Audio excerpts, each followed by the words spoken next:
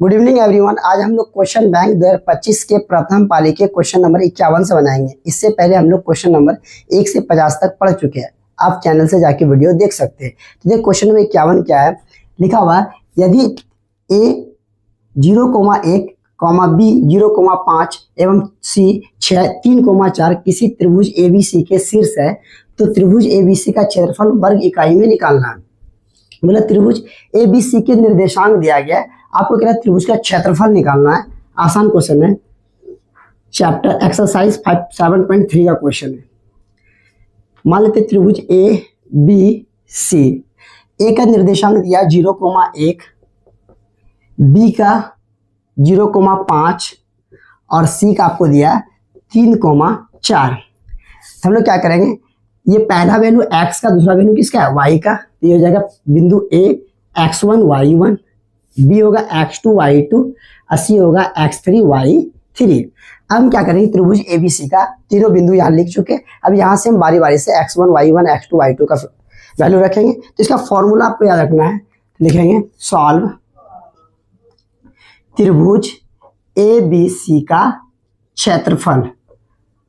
Formula क्या होगा इसका, 1/2 x1, इसका formula 23 31 12, y2 minus y3 plus x2 23 31, y3 minus y1 plus x3 12 y1 minus y2।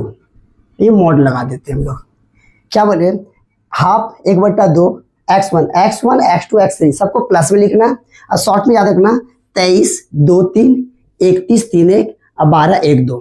अब y के फॉर्मेट को माइनस में लिखना, तो y 23 मतलब y2 minus y3 plus x1 के बाद क्या लिखेंगे x2 इंटू फिर y3 31 y3 माइनस y1 फिर x3 y1 माइनस y2। तो ये आप इस फॉर्मेट को याद रखिए 23 31 12 x1 x2 x3 बारी बारी से जोड़ना है और 23 31 12 फॉर्मेट करके आप y के फॉर्मेट में 23 मतलब y2 minus y3, 31 y3 minus y1 और 12 y1 माइनस y2।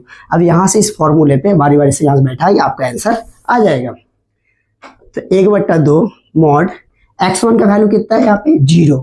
अब ध्यान देते, हम अगर मान लीजिए यहाँ पे 0 लिखते और यहाँ पे y2 माइनस y1 कुछ भी वैल्यू रखिए आप यहाँ पर से y2, तो ये इससे मल्टीप्लाई 0 से मल्टीप्लाई होकर क्या होगा, टोटल 0 हो जाएगा। तो इस वैल्यू को हम डायरेक्ट ले लिखे, इसको डायरेक्ट ले देते हैं 0 प्लस x2 का वैल्यू कितना है, x2 भी 0 है।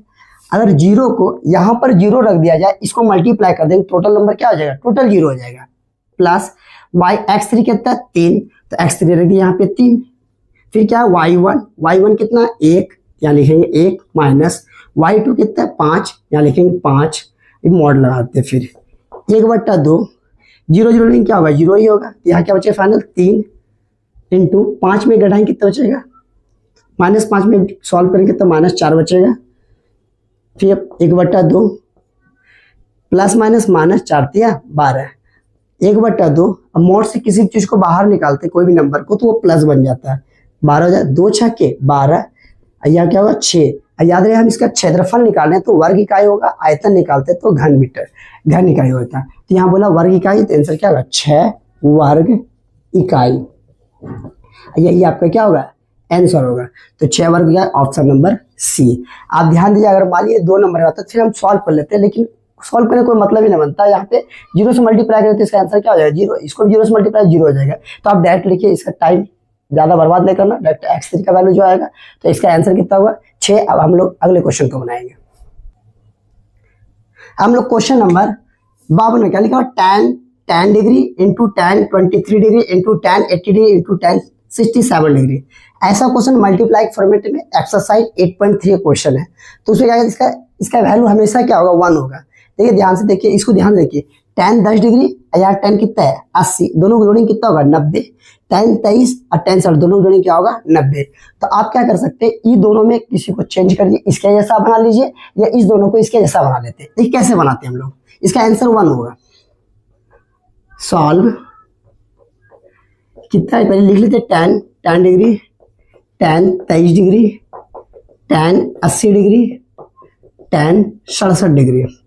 हम क्या करें, इन दोनों को चेंज करेंगे। ये 10 है तो इसको भी हम बना लेंगे 80, 23 है तो इसको बना लेंगे 67। देखिए इसको कैसे लिखते हैं हम लोग, tan 90 डिग्री अब माइनस यहाँ 10 है, इसमें हम क्या घटा देंगे, ये वाला 80।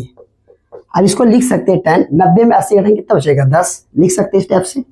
इसको चेंज करते हैं tan 90 डिग्री अब माइनस 67 डिग्री, तो फिर tan 90 में 67 घटाएंगे तब बचेगा 23 into tan 80 degree into tan 67 degree. ध्यान से देखेंगे, फिर ध्यान दीजिए tan जैसे तैसे 90 में कितना घटाएंगे 80, क्योंकि इसको कितना जोड़ने पर 90 पूर्ण अच्छी, तो 80 जोड़ने पे, तो इसका पेयर इसके साथ, इसका पेयर इसके साथ बना हुआ। इसमें tan 90 में 67 घटाएंगे कितना बचेगा, 23 बचेगा। तो अब फॉर्मूला पढ़े हम लोग, tan 90 माइनस थीटा कितना, 90 पे नाम बदल जाता है, क्या होता है cot थीटा, क्या होता है cot थीटा। तो यहाँ पे जो चीज है वही वो थीटा के बल में लिखाएगा। तो tan 90 माइनस 80 डिग्री तो कितना होगा cot 80 डिग्री। फिर यहाँ पे tan 90 माइनस 67 डिग्री, तो यहाँ हो जाएगा cot 67 degree into tan 80 degree into tan 67 degree. अब देखिए ये cot है ये tan है, तो इसको हम कर सकते हैं, हम लोग फिर फॉर्मूला एक पढ़े हम लोग, tan थीटा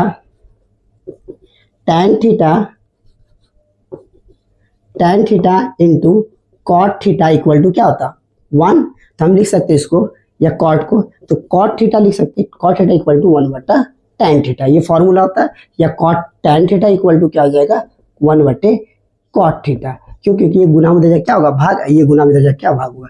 तो आप cot को 1 बटे tan लिख सकते हैं और tan को 1 बटे cot लिख सकते हैं हम लोग। तो हम इसको यही काम करेंगे, या तो इसको cot को tan बना लिए या tan को cot बना लिए, तो हम cot को ही tan बना लेते हैं। तो इसको लिख सकते हैं 1 बटा tan 80 डिग्री लिख सकते हैं। जैसे यहाँ देखिए cot थीटा, तो 1 बटा tan थीटा लिख सकते हैं, यहाँ थीटा की जगह यहाँ पे कितना 80, तो हम यहाँ tan 80 डिग्री लिख सकते हैं इंटू इसको लिख सकते हैं 1 बटे tan 67 degree into tan 80 degree into tan 67 degree.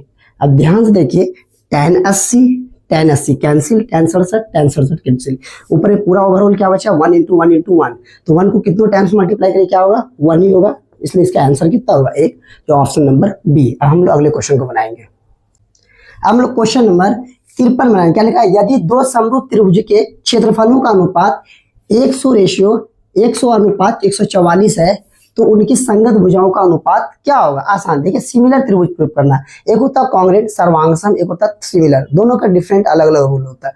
देखिए दो त्रिभुज आपको दिया है, दो त्रिभुज तो मान लेते हैं, एक त्रिभुज को हम मान लेते हैं, थोड़ा सा डिटेल से हल्का सीखते हैं क्योंकि इस टाइप का बहुत सारा क्वेश्चन है आपके आगे। मान लेते हैं एक त्रिभुज ABC सिमिलर है तो छोटा बड़ा आप बना सकते हैं, कोई दिक्कत नहीं। DEF ये दोनों त्रिभुज क्या है सिमिलर है, समरूप है। अब आपसे बोला गया तो समरूप का रूल क्या होता है कि इसके संगत भुजाओं का अनुपात का वर्ग बराबर दोनों त्रिभुज के क्षेत्रफल का रेशियो आपस में क्या होता है बराबर होता है। हम बोल सकते हैं सॉल्व, यहाँ क्या दिया गया इसके क्षेत्रफल का अनुपात दिया, तो हम बोल सकते हैं त्रिभुज ABC का क्षेत्रफल बटे त्रिभुज DEF का क्षेत्रफल, DEF का क्षेत्रफल इक्वल उसकी संगत भुजा, मतलब AB बटे D का वर्ग बराबर होगा दूसरा संगत भुजा क्या, मतलब इस भुजा इसके संगत है, इस भुजा इसके बराबर, ये भुजा इसके संगत हो जाएगा। तो क्या होगा BC बटे EF का वर्ग इक्वल AC बटे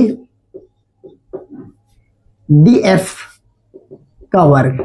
इसका मतलब क्या, इसका क्षेत्रफल निकालना है तो संगत भुजा का वर्ग आपस में, तो हम बोल सकते हैं इसका क्षेत्रफल बराबर इसका वर्ग का इस भुजा का वर्ग, फिर इस भुजा का वर्ग, फिर इस भुजा। तो इस तीनों में किसी एक भुजा को हम ले सकते हैं और उसका क्षेत्रफल आपको दिया है, हमको भुजा पूछा गया, तो हम क्या कर सकते हैं लिखते सिंपल त्रिभुज ABC का क्षेत्रफल बटे त्रिभुज DEF का क्षेत्रफल इक्वल एक भुजा ले लेते हैं AB बटे DE का स्क्वायर, क्योंकि ये सब आपस में बराबर, आप किसी को भी ले सकते हैं यहाँ पर से।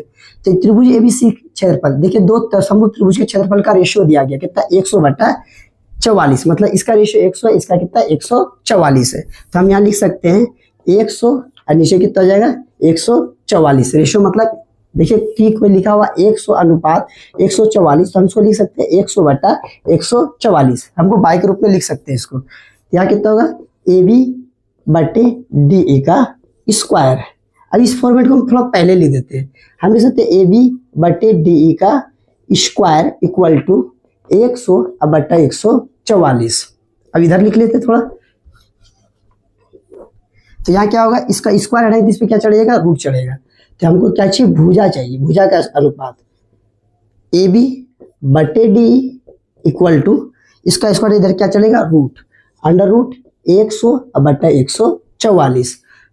तो ए बी बटे डी ई, अब ए बी 100 किसका स्क्वायर होता है, तो 10 का स्क्वायर होता है। 144 किसका स्क्वायर है, तो ये 12 का। तो हम बोल सकते हैं A B ratio D V D E equal to 10 ratio 12। तो इसकी भुजा ये भी, इसका भी हो जाएगा 10 रेशियो 12, इसका 10 रेशियो 12, इसका 10 रेशियो 12। तो ऑप्शन क्या है, 10 अनुपात 12। तो 10 अनुपात 12 का ऑप्शन नंबर सी। हम लोग अगले क्वेश्चन को बनाएंगे। अब हम क्वेश्चन नंबर 54 में क्या लिखा, किसी वृत्त को दो अलग बिंदुओं पर प्रतिच्छेद करने वाली रेखा को क्या कहते हैं। तो हम लोग क्वेश्चन इसके बारे में चैप्टर 10 में आप अच्छे से पढ़िएगा उसको, तो उसको हम लोग कहते हैं छेदक रेखा। आसान क्वेश्चन है, तो बस कॉन्सेप्ट चैप्टर 10 में आपको पढ़ना था। दो सममित त्रिभुजों की संगत भुजाएं 4:9 के अनुपात में है, तो त्रिभुज के क्षेत्रफलों का अनुपात कितना होगा। मतलब आप इससे पहले हम लोग क्वेश्चन 54 से पहले जस्ट पढ़े, तो उसमें क्या दिया होता है, उसमें क्षेत्रफल का अनुपात दिया था, भुजाओं का अनुपात पूछा है, इसमें भुजाओं का अनुपात दिया, क्षेत्रफल का अनुपात पूछा है। तो बस कॉन्सेप्ट वही है, सिंपल। तो यहाँ पे सॉल्व, त्रिभुज क्या है, सिमिलर है, क्या लिखा, समरूप त्रिभुज है, तो इसका कॉन्सेप्ट क्या होगा, बस तो त्रिभुज आपको मानना है। आसान क्वेश्चन था, ये सिमिलर है, A B C D E F. जब त्रिभुज सिमिलर है तो क्या बोल सकते हैं हम लोग, तो त्रिभुज ए बी सी का क्षेत्रफल बटे त्रिभुज डी ई एफ का क्षेत्रफल।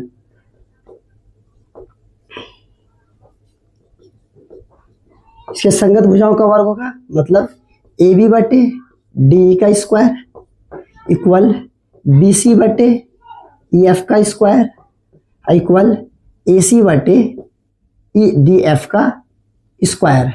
आपको क्या दिया है, इसके भुजाओं का अनुपात दिया गया है, क्षेत्रफल का अनुपात पूछना था, तो आसान है। तो क्या करेंगे हम लोग, तो त्रिभुज ए बी सी का क्षेत्रफल बटे त्रिभुज डी ई एफ का क्षेत्रफल। त्रिभुज एक भुजा ले लेते हैं यहाँ पे, ए बी बटा डी का स्क्वायर, तो यहाँ कितना हो जाएगा, तो अब भुजाओं का अनुपात कितना दिया, 4/9, 4 अनुपात, इसका लिखा है 4:9, इसको हम 4/9 लिख सकते हैं। तो 4/9 का स्क्वायर, तो यहाँ कितना होगा, 4 चौके 16 और 9 81, तो फाइनल कितना आएगा, 16:81। यही आपका क्या होगा आंसर, तो 16 अनुपात, ऑप्शन नंबर बी। तो हम लोग यहाँ से थोड़ा सा क्या सीखे, जब आपको क्षेत्रफल का अनुपात दिया रहे तो इस नंबर, जो नंबर यहाँ पे उसका हमको रूट निकाल देना है, और जब आपसे पूछे भुजाओं का अनुपात दिया रहे, क्षेत्रफल का पूछे तो उसका स्क्वायर कर देना। अब हम लोग अगले क्वेश्चन को बनाते हैं। हम लोग क्वेश्चन नंबर 56 लिखा हुआ, त्रिभुज एबीसी समरूप है त्रिभुज डीईएफ के तथा बीसी इक्वल 3 सेंटीमीटर, ईएफ बराबर 4 सेंटीमीटर। यदि त्रिभुज एबीसी का क्षेत्रफल 54 सेंटीमीटर स्क्वायर है, तो त्रिभुज डीईएफ का क्षेत्रफल क्या होगा। लगातार हम लोग तीसरा क्वेश्चन इस टाइप का बना रहे हैं, बस वही एक ही कॉन्सेप्ट है, उसी से हमको क्वेश्चन है। आपको क्या क्या बढ़ते भुजा दे दिया है, आप क्या पूछा गया, उसके एक त्रिभुज का क्षेत्रफल दिया, दूसरे त्रिभुज का क्षेत्रफल पूछा गया, तो आसान है। क्या लिखा हुआ, त्रिभुज एबीसी, तो फिर वही से सिस्टम से बना ले हम लोग, त्रिभुज एबीसी, त्रिभुज का ए बी सी, और दूसरा त्रिभुज क्या दिया आपको, डी ई एफ, इसमें नाम फाइंड कर दिया डी ई एफ। ये दोनों त्रिभुज क्या है, सिमिलर है।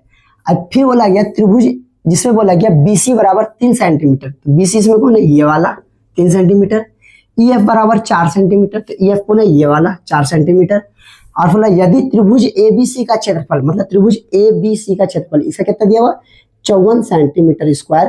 तो आपसे पूछा त्रिभुज डीईएफ का क्षेत्रफल क्या होगा, मतलब इसका आपको क्षेत्रफल निकालना है। आसान क्वेश्चन, देखिए कैसे निकालते हम लोग, सॉल्व, सब डाटा हम लिख चुके हैं, लिखेंगे चूंकि त्रिभुज ए बी सी सिमिलर है त्रिभुज डीईएफ एफ के जब समरूप है तो हम बोल सकते हैं त्रिभुज एबीसी का क्षेत्रफल area of ABC by area of DF, मतलब त्रिभुज एबीसी का क्षेत्रफल बटे त्रिभुज डीएफ का क्षेत्रफल इक्वल टू उसके संगत भुजाओं का वर्ग। तो संगत भुजा यहाँ पे क्या दिया है आपको, ये वाला दिया है। तो पहले इसको लिख लेते हैं, इसके कॉन्सेप्ट को लिख सकते हैं, त्रिभुज ए बी सी का क्षेत्रफल बटे त्रिभुज डी ई एफ का क्षेत्रफल इक्वल टू इसकी संगत भुजा। तो संगत भुजा क्या होता है, ए बी के बटे डी ई का अनुपात निकालते, ए बी बटे डी ई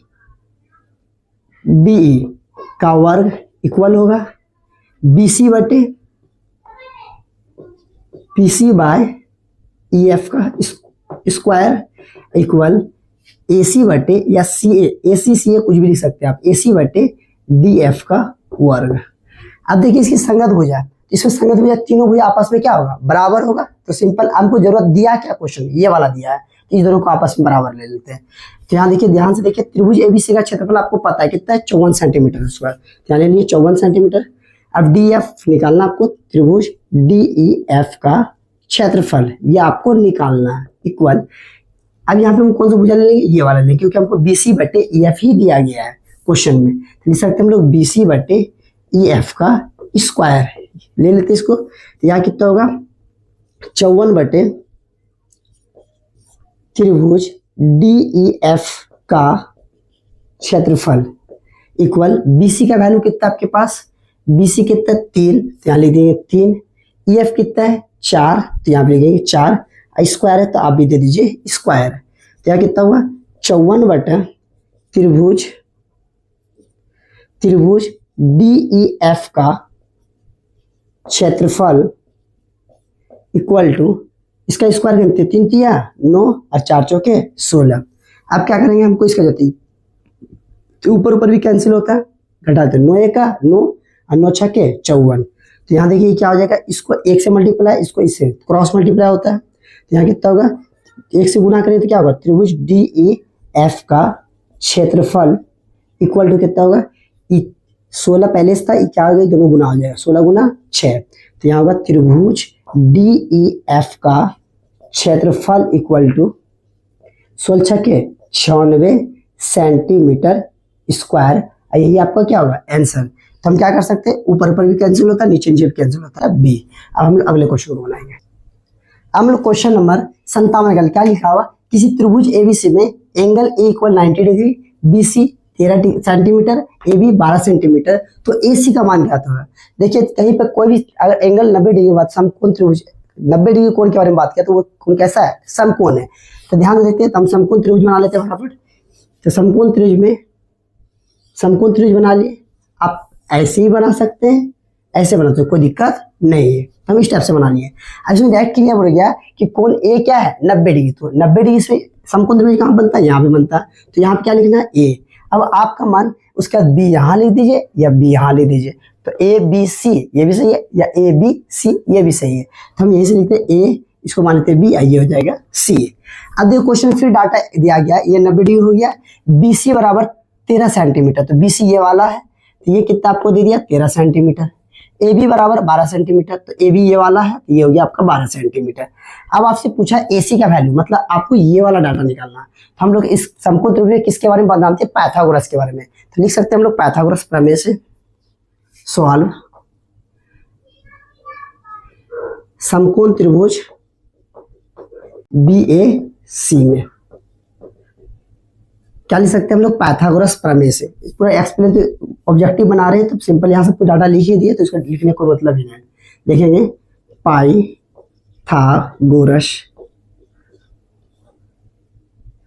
प्रमेय से क्या सीखे हम लोग, तो कर्ण का वर्ग, कर्ण का स्क्वायर बराबर लंब का स्क्वायर जोड़ आधार का स्क्वायर। तो इस भुजा का वर्ग लिखेंगे, मतलब बीसी का वर्ग, बीसी का वर्ग इक्वल इस भुजा का वर्ग ए बी का वर्ग और प्लस इस भुजा का वर्ग। आप इसको भी लिख सकते हैं ए बी का वर्ग प्लस बी सी का वर्ग, ये भी सही है, बी सी ए सी का वर्ग अब बटे ए बी का वर्ग, मतलब दोनों किसी को लिख सकते हैं। तो हम ए बी इसका वर्ग आप प्लस लिख सकते हैं ए सी का वर्ग अब आपको जो जो डाटा दिए उसको लिख दिए। तो यहाँ BC का वैल्यू कितना आपके पास 13, यहाँ लिख सकते हैं हम लोग 13 का स्क्वायर। AB का वैल्यू कितना आपके पास 12, यहाँ लिख सकते हैं 12 का स्क्वायर। और AC आपको निकालना है, AC का वर्ग। आप क्या करेंगे, 13 का स्क्वायर कितना होता है 169, 12 का स्क्वायर 144, अब प्लस AC का स्क्वायर। अब इसको आपको स्क्वायर याद है तो आप इसको 13 गुना 13 कर सकते हैं, अब 12 गुना 12। लेकिन आप ये सब चीज थोड़ा सा याद रखिए सबको। ये प्लस में क्या हो जाएगा, माइनस 169 माइनस 144 बराबर AC का स्क्वायर। 169 में 44 घटेगी तो 9 में 4 गया 5, 6 में 4 गया 2 इक्वल टू AC का स्क्वायर। एक क्या होगा 0, आगे भी 0 का वैल्यू ये वाला नहीं होता है, इधर पीछे लगता है। तो अब क्या हो जाएगा, तो हम AC को पहले लिख सकते हैं, AC का स्क्वायर इक्वल टू 25। तो यहाँ AC का वर्ग हटाएंगे, स्क्वायर तो क्या चलेगा रूट, तो हो गया 25। AC इक्वल कितना 25 किसका स्क्वायर रूट है, 25 किसका 5 का, तो ये हो जाएगा 5 सेंटीमीटर। यही आपका क्या होगा आंसर होगा।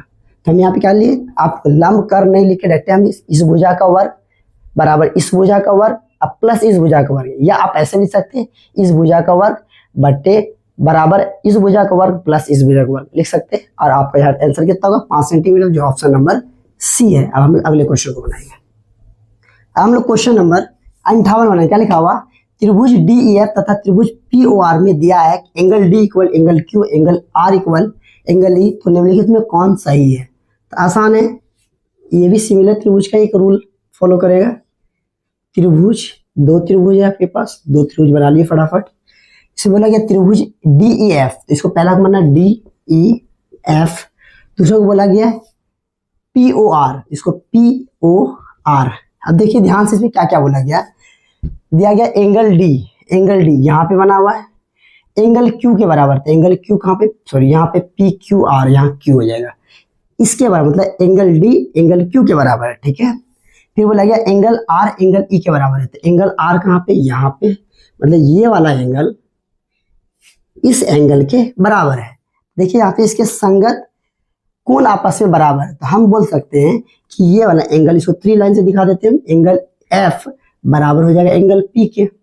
इसको सिंगल लाइन, ये एंगल इसके बराबर है, तो इसमें जो जो दिया था पहले हम लिख देते हैं, तो सॉल्व में लिख देते हैं ऑब्जेक्ट, वहाँ ऊपर में दिया है एंगल D इक्वल है एंगल Q के, आपको दिया गया है एंगल R इक्वल है एंगल E के, तो एंगल R E के इक्वल है, तो बचा क्या यहाँ पे आपके पास angle P, angle D Q के बराबर है, एंगल D Q के बराबर, एंगल R E के बराबर, तो बोल सकते हैं एंगल F एंगल P के बराबर होगा, तो एंगल F बराबर होगा एंगल P के। तो ऑप्शन देखिए आप ध्यान से, इसके संगत कोण आपस में क्या है बराबर है, तो सिंपल देखिए, तो एंगल F एंगल P कहीं पे है, तो एंगल F देखिए, पहले इसको आप ऑप्शन में चेक कर सकते हैं, एंगल F एंगल P के बराबर, यही आपका आंसर होगा। अब इसको ध्यान से देखिए, एंगल F एंगल Q के बराबर है, अब देखिए एंगल F एंगल Q के बराबर होगा, यहाँ पे देखिए डायरेक्ट बोला है एंगल Q D के बराबर है, तो ये वाला तो ऑप्शन हो ही नहीं सकता, ऐसे चेक कर सकते हैं आप, एंगल D एंगल P के बराबर हुआ है, यहाँ एंगल D P के बराबर बोलता है, तो एंगल D कहाँ पे है, तो एंगल D P के बराबर, तो ये बराबर है एंगल D Q के बराबर, क्वेश्चन में दे दिया एंगल D Q के बराबर है, तो ये तो यही छाप दिया है यहाँ से। अब यहाँ बोला एंगल E एंगल P के बराबर है, तो एंगल E कहाँ है, एंगल E आपके पास ये वाला है, अब बोला P के बराबर, तो ये P के बराबर है नहीं, ये एंगल E एंगल R के बराबर दिया है, जो कि P के बराबर नहीं दिया। यहाँ पर भी एंगल D P के बराबर दिया, तो एंगल D क्या यहाँ क्वेश्चन में दिया, इसमें दिया ऑप्शन, तो एंगल D बोल रहा है एंगल P के बराबर, तो एंगल D यहाँ किसके बराबर दिया, Q के बराबर, तो इसके बराबर होगा, तो ये ऑप्शन है, तो ऑप्शन यही आपका परफेक्ट है। हम लोग अगले क्वेश्चन को बनाएंगे।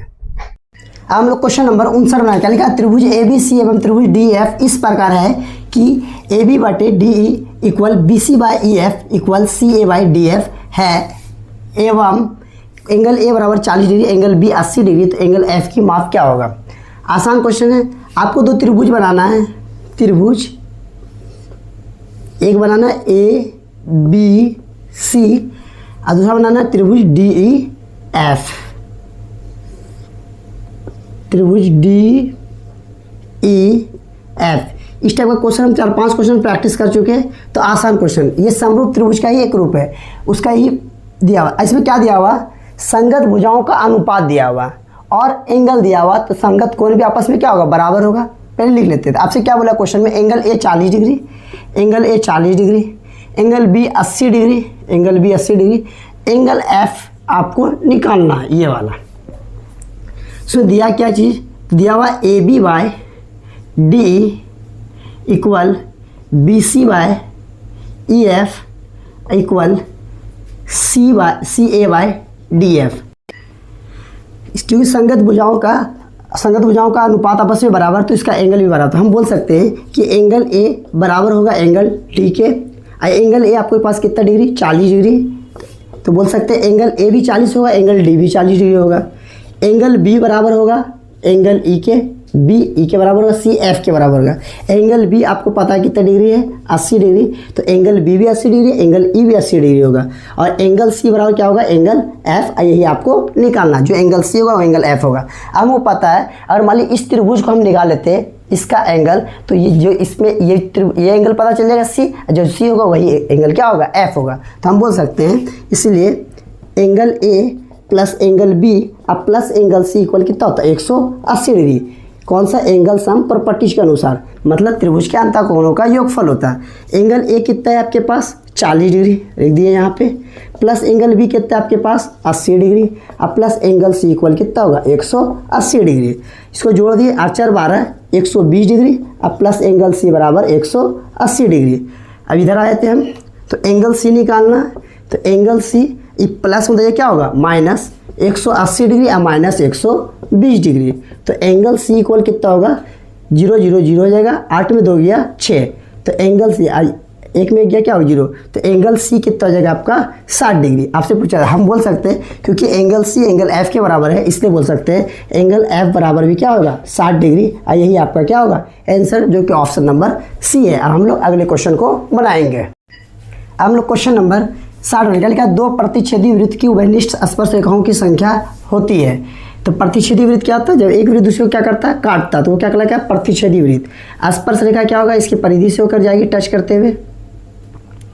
मान लीजिए एक बिंदु है, इसको स्पर्श करते हुए जाएगी, प्रतिच्छेद को टच करते हुए, उसी तरह नीचे भी आ जाएगा। तो ये क्या होगा, तो आपसे पूछा क्या कि दो प्रतिच्छेदी वृत्त, प्रतिच्छेदी वृत्त एक दूसरे को काटे, इधर से तो हो ही नहीं सकता, इधर से आया तो इसको टच करेगा, इसको टच नहीं करेगा, दोनों वृत्त टच करेगा तब तो होगा। तो इसमें स्पर्श रेखा की संख्या कितनी होगी, 2 होगा। और इसके और अच्छे से एक्सप्लेन करते चैप्टर 10 पढ़ेगा उसमें, तो और आपको इसके बारे में और अच्छा समझ में आएगा। अगला क्या लिखा, वर्ग अंतराल 2 से 5, 5 से 8, 8 से 11 के वर्गों की लंबाई बताना है। तो ऊपरी सीमा में निम्न सीमा घटाते हैं उसके वर्ग की लंबाई बताएं। तो ये 5 में 2 घटाएंगे कितना बचा 3, 8 में 5 कितना बचा 3, 11 में 8 घटाएंगे कितना बचा 3। तो ऊपरी सीमा मतलब अधिकतम सीमा वाला में, मतलब 5 में आप 2 घटा देते हो जाएगा 3। तो यही आपका क्या होगा आंसर। 8 में 5 घटाएंगे तो 3, 11 में 8 घटाएंगे कितना 3। तो इसका आंसर क्या होगा 3। अब हम लोग अगले क्वेश्चन को बनाएंगे। हम लोग क्वेश्चन नंबर 62 क्या लिखा, यदि 4 लगातार विषम संख्याओं का माध्य 6 है तो सबसे बड़ी संख्या क्या होगा। तो हम आसान क्वेश्चन देखिए, इसमें क्या बोला कि प्रथम 4 विषम संख्या नहीं बोला गया, बोला 4 लगातार विषम संख्या, तो वो विषम संख्या का हमको पता नहीं है, लेकिन इसका माध्य दे दिया गया। तो विषम संख्या होता क्या, वैसी संख्या जो 2 के पारा में नहीं आता हो, मतलब 2 से विभाजित नहीं होता, 1 3 5 7 ऐसा। तो हम क्या सीखे कि एक विषम संख्या 1 है, तो 1 के बाद क्या आ गया 3, तो कितना ऐड करना पड़ा 2, फिर दूसरे का, फिर उसके लाना, फिर क्या करना 2, मतलब प्रत्येक अगला लाने के लिए मुझे एक संख्या छोड़ के दूसरा संख्या आता है। तो हम क्या करें, मान लेते हैं 4 विषम संख्या, देखेंगे माना पहली विषम संख्या बराबर क्या मान लें x, दूसरी विषम संख्या क्या होगा, दूसरी विषम संख्या तो कितना होगा 1 छोड़ के, तो x प्लस कितना हो जाएगा 2, दूसरी विषम संख्या तो कितना होगा x तो रहेगा, 2 के बाद कितना हो जाएगा 4, हमको 4 को निकालना, तो चौथी विषम संख्या कितना हो जाएगा x प्लस 6। आपसे बोला माध्य निकालने के लिए, तो माध्य क्या था, कुल प्रेक्षणों को ये बटे कुल प्रेक्षणों की संख्या, तो माध्य निकालना, माध्य बराबर कुल प्रेक्षणों का योग, कितना प्रेक्षण है 4 हुआ x, फिर है x प्लस 2, फिर है x plus 3, sorry x plus 4 है, फिर है x प्लस 6। अब बटे क्या को प्रेक्षण है 1 2 3 4, तो यहाँ लिख देंगे 4। आपको माध्य दिया गया, माध्य कितना आपके पास, माध्य दिया गया है कितना 6, तो यहाँ लिखिए 6, यहाँ पे x plus 2 plus x plus 4 plus x plus 6 अब बटा 4। इसको इधर लेके आइए, भाग इधर क्या गुना होगा 6 गुना 4, यहाँ 1x 2 3 4, तो 4x प्लस 2 4 2 6 6 6 12। तो यहाँ कितना होगा 6 चौके 24, प्लस इधर क्या होगा -12 बराबर 4x। इसको अब पहले लिख देते हैं हम लोग। तो यहाँ पे 4x को पहले लिख देते हैं। 4x बराबर 24 में 12 हटाएंगे कितना बचेगा 12। तो x बराबर कितना होगा 12/4, 4 तिया 12। तो x का वैल्यू कितना आएगा 3। आपसे बोला सबसे बड़ी संख्या, तो इसमें सबसे बड़ी संख्या क्या होगी यही वाला होगा। इसलिए बड़ी संख्या बराबर कितना होगा x + 6।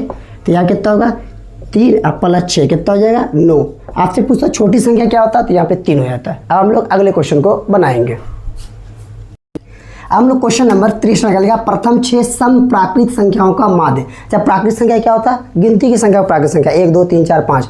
उसमें क्या बोला सम संख्या होना चाहिए, मतलब 2 4 6 8। क्या को लेना आपको प्राकृत संख्या, तो आपको लेना 6 को सम प्राकृत संख्या। तो प्राकृत संख्या तो 1 2 होता है, लेकिन उसमें बोला सम, तो सम क्या होगा, तो 2 4 6 क्या को लेना 6 को। तो हो गया प्रथम 6 सम प्राकृत संख्या। क्या क्या हो जाएगा 2 4 6 8 10 और 12। 1 2 3 4 5 6 को लेना। उसका क्या निकालना हमको माध्य, इसलिए माध्य बराबर क्या हो जाएगा, सबको जोड़ देना 2 + 4 + 6 + 8 + 10 + 12।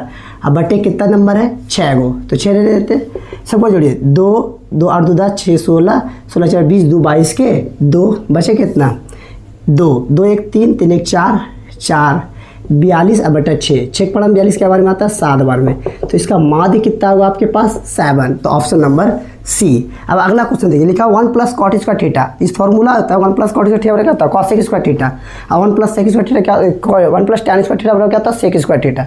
तो यहाँ पे cot स्क्वायर होता है, तो आंसर क्या होगा cos सेक स्क्वायर थीटा। अभी क्वेश्चन क्या लिखा हुआ 8, 7, 9, 3, 9, 5, 4, 5, 7, 5 का बहुलक निकालना। तो बहुलक का मतलब क्या, जो सबसे अधिक बार आवे। तो सबसे अधिक बार इसमें क्या आया बताइए ध्यान से। तो देखिए कौन सा नंबर सबसे अधिक बार आया, बहुलक। चेक करिए सबसे अधिक बार कौन सा नंबर आया। तो इसमें देखिए 7 यहाँ पर भी है और कहीं नहीं, यहाँ पे 2 बार आया। उसके बाद क्या है 9 2 बार आया, 3 एक बार नहीं आया, 8 एक ही बार आया, 5। तो क्या लिखा हुआ 1 2, तो 5 के बार 1 2 3 बार। तो इसका बहुलक कितना हो जाएगा 5। जो सबसे अधिक बार आवे तो वही क्या कहलाता है उसका बहुलक। अब हम लोग अगले क्वेश्चन को बनाएंगे। हम लोग क्वेश्चन नंबर 66 लिखा, यदि किसी घटना की प्रायिकता इक्वल 0.02 हो तो उस घटना की नहीं है प्रायिकता। प्रोबेबिलिटी ऑफ इवेंट इतना दिया, प्रोबेबिलिटी नॉट इवेंट निकालना आपको। ठीक है, आसान है सॉल्व। हम लोग देखिए किसी घटना की प्रायिकता अब प्लस उस घटना की नहीं प्रायिकता, दोनों का योग कितना होता है 1 होता है। बस यहाँ से देख के फटाफट बैठा दीजिए। किसी घटना की प्रायिकता कितना दिया आपको 0.02 अब प्लस ये निकालना आपको। उस घटना की नहीं प्रायिकता बराबर क्या होगा 1। देखिए प्लस में क्या होगा माइनस, उस घटना की नहीं प्रायिकता इक्वल 1 माइनस कितना 0.02। अब देखिए 1 में आपको 0.01 घटाना, 0.02 घटाना। तो कैसे घटाएंगे 1। देखिए यहाँ पॉइंट के बाद कितना नंबर दशमलव का 2 नंबर, तो आप 2 0 लगा दीजिए। ठीक है, अब इसमें घटा देते हैं। नीचे कितना है 0.02, घटाइए इसको। 0 में 2 घटेगा नहीं, तो कैरी करेगा इससे। 10 में 2 गया 8, ये 0 क्या बना 9, 9 में 0 घटेगा क्या था 9 ही बचेगा। ये 1 था कैरी दे दिया, कितना बचा 0, ये 0 0 कितना हुआ। तो इसका आंसर कितना होगा 0.98। तो उस घटना की प्रायिकता नहीं है, कितना होगा 0.98। यही आपका क्या होगा आंसर, जो कि ऑप्शन नंबर सी है। अब हम अगले क्वेश्चन को बनाएंगे। हम लोग क्वेश्चन नंबर 67 निकालेंगे। 2 पासों को एक साथ फेंका जाता है, ऊपर आने वाले अंकों का अंतर 0 होने की प्रायिकता क्या है। तो इस चैप्टर 15 स्टेप का उदाहरण नंबर क्वेश्चन में है और क्वेश्चन में भी दिया हुआ है। 2 पासा है उसको एक साथ फेंकते हैं, तो पहले हम 2 पासों को उड़ाते हैं तो क्या क्या घटना हो सकता है। तो कुल 36 घटना होगा, तो उसको हम देखेंगे पहले। तो उसको एक बार लिख लेते हैं अच्छा डिटेल से। तो सॉल्व, तो इधर पासा नंबर पासा फर्स्ट पासा, और इधर लेते हैं हम लोग सेकेंड दूसरा पासा सेकेंड। अब पासा पे जब हम पासा को फेंकेंगे, पासा फर्स्ट, तो इधर क्या आ सकता है, एक पासे को उछालेंगे क्या आ सकता है 1 2 3 4 5 6 आ सकता है। और दूसरे पासा भी हम उड़ाएंगे तो कितना आ सकता है 1 आ सकता है, 2 आ सकता है, 3, 4, 5, 6, मैक्सिमम 6 तक ही आता है। पासा छक्का गोटी को हम खेलते तो हम कितना 1 से लेके 6 तक भी कोई नंबर आ सकता है। ठीक है, दोनों पासा को जब उड़ाएंगे तो इस पासा में से भी 1 आएगा, इससे भी 1 आएगा, बस सामने सामने लिखना है। क्या आ सकता है, 1, 2 आ सकता है, इसमें 1, 3 आ सकता है, इसमें 1, 4 आ सकता है, इसमें 1, 5 आ सकता है, फिर 1, 6 आ सकता है। फिर कितना होगा, 2, 1, 2, 2, 2, 3, 2, 4, 2, 5, फिर 2, 6, फिर यहाँ पे 3, 1, फिर 3, 2, मतलब इस पहले ई पासा में 3 आएगा, ई पासा में 2 आएगा, 3, 3, 3, 4, 3, 5, 3, 6, फिर 4, 1, 4, 2, 4, 3, 4, 4, 4, 5, 4, 6, फिर 5, 1, 5, 2, 5, 3, 5, 4, 5, 5, 5, 6, फिर 6, 1, 6, 2, 6, 3, 6, 4, 6, 5, फिर 6, 6। जब हम 2 पासे को उड़ाएंगे तो उसमें कुल घटना कितना आ सकता है, 36। देखिए ध्यान से, 1, 2, 3, 4, 5, 6, 6, 12, 18, 24, 30, 36। तो कुल, इसलिए कुल परिणामों की संख्या बराबर कितना हो जाएगा, 36। आपसे क्वेश्चन में क्या बोला गया है कि ऊपर आने वाले अंकों का अंतर क्या होना चाहिए, 0 होना चाहिए। मतलब दोनों में जो पासा जो उड़ाएंगे, दोनों के ऊपर आने वाला जो नंबर आएगा, दोनों ऊपर, जैसे मान लीजिए 2 पासा उड़ाए, एक से में 2 आ गया, किसी में 4 आ गया, तो दोनों का अंतर क्या होना चाहिए, 0 होना चाहिए, 0 होना चाहिए। अब ध्यान से देखिए, तो 0 कब आएगा, या तो हम एक पासा उड़ाए तो एक पहले में भी आएगा, दूसरे में भी आएगा, तब ना कट के 0 हो गया। जिसे पहले पासा में भी 2, दूसरे पासा में 2, ये हो सकता है। पहले पासा में 3, दूसरे पासा में 3, पहले में 4, दूसरे में भी 4, पहले में 5, दूसरे में भी 5, और पहले में 6, दूसरे में भी 6, इतना हो सकता है। तो 2, 4, 6 ऐसा घटना है जिसमें दोनों संख्याओं का अंतर कितना है। देखिए ध्यान से, यहाँ से 2, 2, 3, 3, 4, फिर 5, 6, ये नंबर है जिसमें पासों की संख्या कितना आ सकती है, तो 0 है। ये दोनों, एक में गया 0, 2 में 2 गया 0, 3 में 3 गया 0, 4 में 4 गया 0, 5 में 5 गया 0, 6 में 6 गया 0। तो क्या बोल सकते हैं, दोनों, तो प्रायिकता निकालना आपको, प्रायिकता दोनों पासों का अंतर 0 होने की प्रायिकता, 0 आने की प्रायिकता। तो कुल घटना कितना होगा, 36। कई घटना जिसमें 0 आ सकता है, 1, 2, 3, 4, 5, 6, इधर साइड में भी लिख दिए 6। तो जिसके बारे में पूछा जाए उसको ऊपर, टोटल घटना को नीचे लिखते हैं। अब घटा दे, कहीं घटाना 6 का 6, 6, 6, 36, तो 1/6, यही आपका क्या होगा आंसर, जो कि ऑप्शन नंबर बी है। अब हम अगले क्वेश्चन को बनाएंगे। अब क्वेश्चन नंबर कितना दिया, 68। 2 सिक्कों की उछाल में दोनों पर शीर्ष आने की क्या प्रायिकता, मतलब आपको हेड आने की प्रायिकता पूछा गया। तो हम जो 2 सिक्कों उठाएंगे तो उसके क्या क्या परिणाम आ सकता है, संभावित परिणाम, वो लिखेंगे पहले। सबसे पहले सॉल्व दोनों सिक्कों को उछालने पर संभावित परिणाम। जब दोनों सिक्कों एक साथ उड़े तो क्या क्या आ सकता है, तो ये आ सकता है पहले में भी हेड, दूसरे में भी हेड आ सकता है, चित जिसको बोल सकते हैं। फिर क्या आ सकता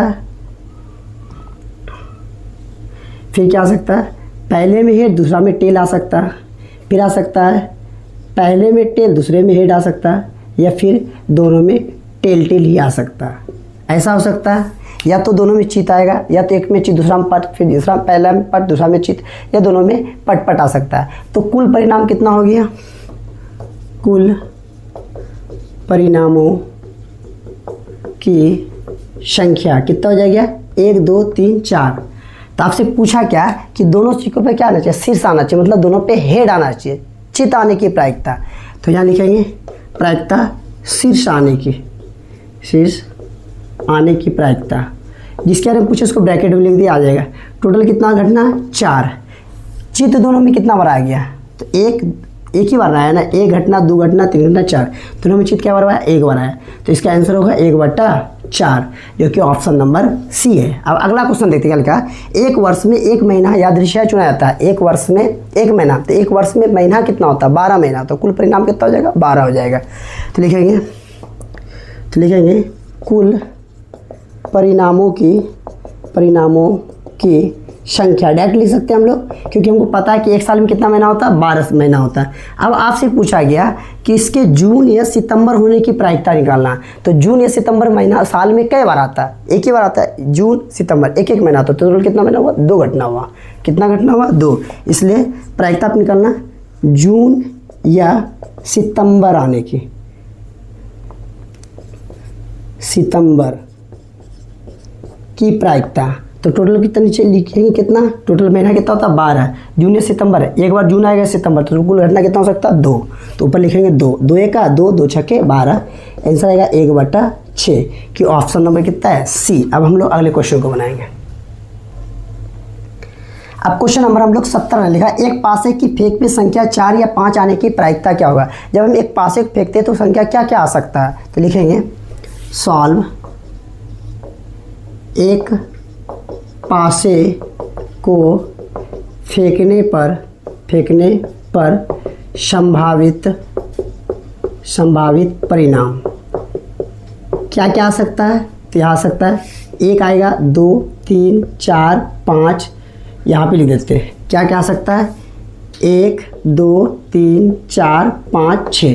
जब हम छक्के गोटी को फेंकेंगे तो यह 1 से लेके 6 तक भी कोई नंबर आ सकता है, ठीक है। तो कंटिन्यू, तो कुल परिणाम की संख्या कितना होगा, कुल परिणामों की संख्या कितना हो जाएगा, 6। आपसे क्वेश्चन क्या बोला, संख्या 4 या 5 आने की प्रायिकता क्या होगी। तो इसे ध्यान से देखिए, संख्या 4 5 यहाँ क्या बार है, एक बार 4 आए, एक बार 5, तो टोटल कितना होगा, 2। तो इसलिए प्रायिकता निकालना संख्या 4 या 5 आने की प्रायिकता। तो जिसके बारे में पूछा उसको ब्रैकेट में आप लिख दीजिए, आपका आंसर हो जाएगा। तो टोटल कहाँ लिखना है, नीचे, कुल परिणाम क्या होगा नीचे, जिसके बारे में पूछा जाए। तो 4 5 कितना बार है, तो यहाँ भी एक बार 4 एक बार 5, तो टोटल कितना हुआ, 1 1 2, तो 2 ऊपर लिख देंगे। ऐसे कटा दिए, 2 1 2 और 2 3 6, तो आपके पास आंसर कितना है, 1/3। तो क्वेश्चन का आंसर क्या होगा, 1/3।